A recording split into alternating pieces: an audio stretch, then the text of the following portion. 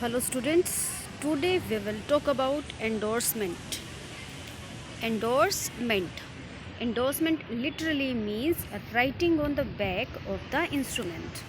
ठीक है, जब हम इंस्ट्रूमेंट के बैक साइड पे लिखते हैं तो ये होता है endorsement. But under Negotiable Instruments Act, it means writing of a person's name on the back of the instrument. ठीक है, अगर एक्ट की बात करी जाए, नेगोशिएबल इंस्ट्रूमेंट एक्ट की बात करी जाए तो writing of a person's name, person का नाम लिखेंगे on the back of the instrument. ठीक है ना, इंस्ट्रूमेंट के पिछली साइड पे, वो चाहे बिल है या किसी तरह का चेक है और any paper attach to it for the purpose of negotiation.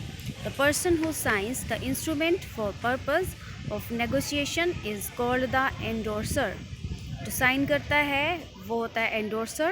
The person to whom the instrument is endorsed or transferred is called the endorsee.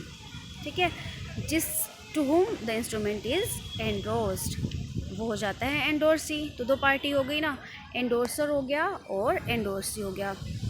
Mere endorsement is not sufficient unless the instrument is delivered on the endorsee.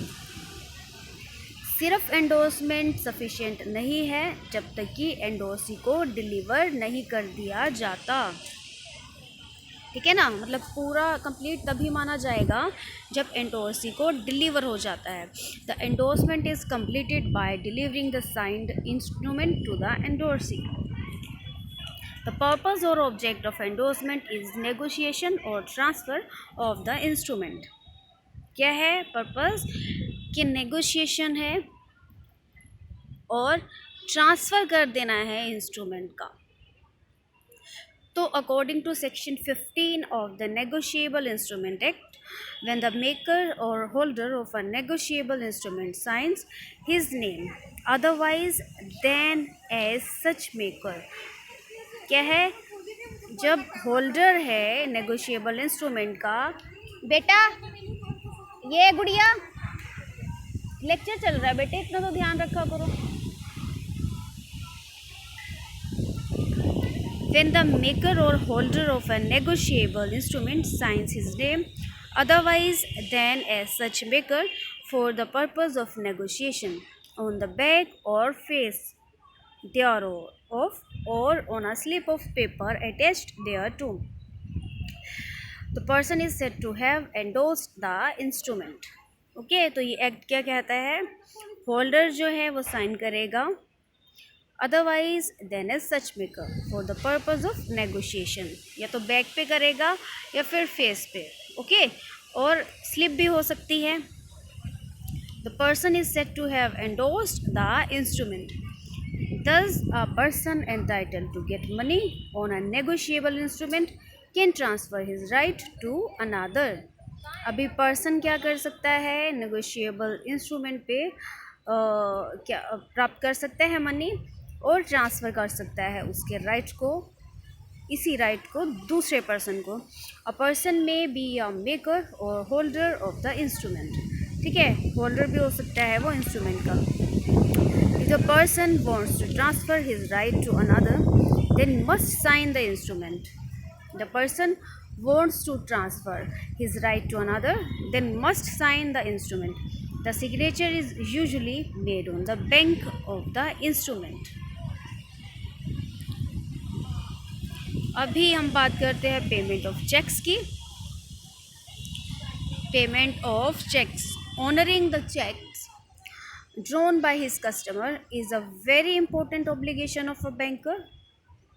Drawn by his customer, तो obligation है banker का.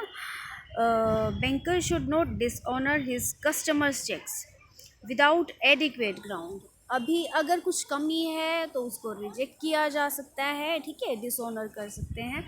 But अगर किया है dishonour check को तो किसी adequate ground पर करे. ठीक है ना, कोई रीज़न तो हो सही, ऐसा नहीं कि कस्टमर को परेशान करने के लिए. Okay, The customer can claim damages for the injury caused on his credit owing to wrongful dishonor of checks.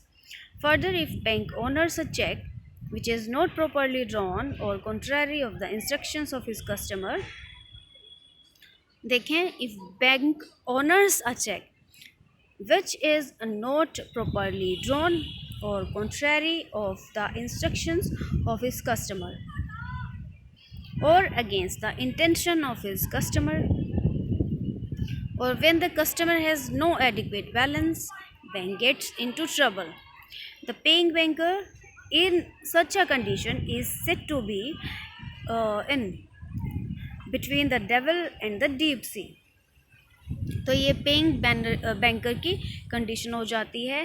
Then tenant says the bankers opposition in respect of checks drawn upon him is not inviolable. So the banker has to take care when when honoring or dishonoring a check drawn by his customer. ठीक है, तो ये हो गया payment of cheques. अभी next हम करते हैं paying banker. The banker who is liable to pay the value of a cheque of a customer as per the contract. Who is liable to pay the value of check of a customer as per the contract.